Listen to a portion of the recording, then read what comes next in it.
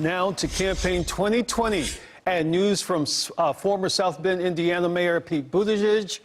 He is out. He dropped out of this presidential race late this afternoon, just before he was about to campaign right here in North Texas in Dallas. Political reporter Jack Fink here now with Reaction Plus. A look at the state of the Democratic race heading into Super Tuesday right here in the Lone Star State, Jack.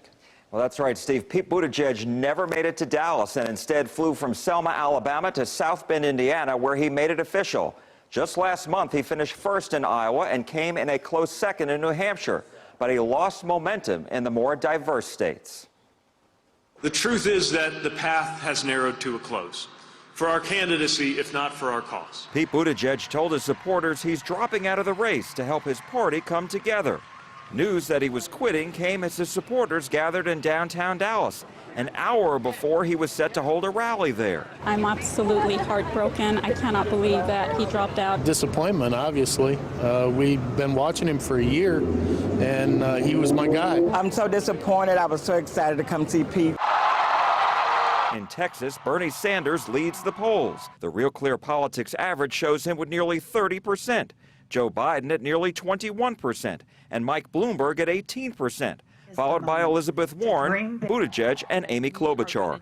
Bloomberg campaigned in San Antonio 2 nights before Super Tuesday, his first time on the ballot amid an onslaught of TV ads. The road to victory in November starts right here, right now in Texas.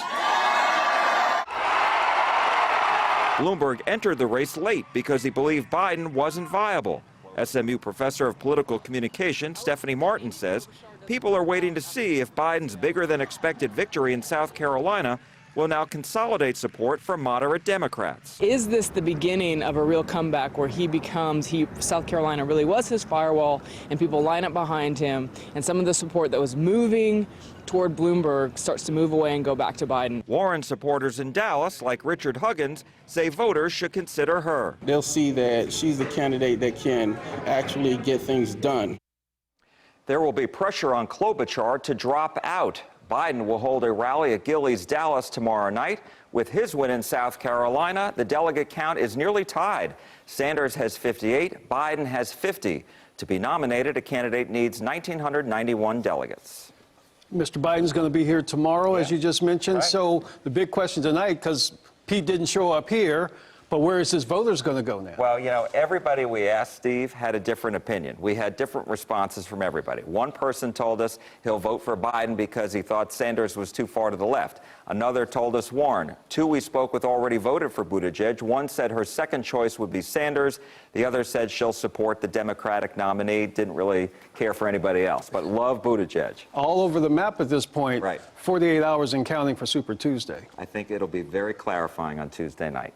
Jack, thank you very, very much. We appreciate it. By the way, Texas is among the biggest prizes for the candidates on Super Tuesday. 14 states and over a third of the delegates are up for grabs among Democrats in the Lone Star State. The polls will be open from 7 a.m. until 7 p.m. Voters can choose their party's nominee for president. Also, there are primary races for U.S. Senate, U.S. Representative, and state rep. We'll have all of those results online starting when the polls close at 7 p.m. on Tuesday.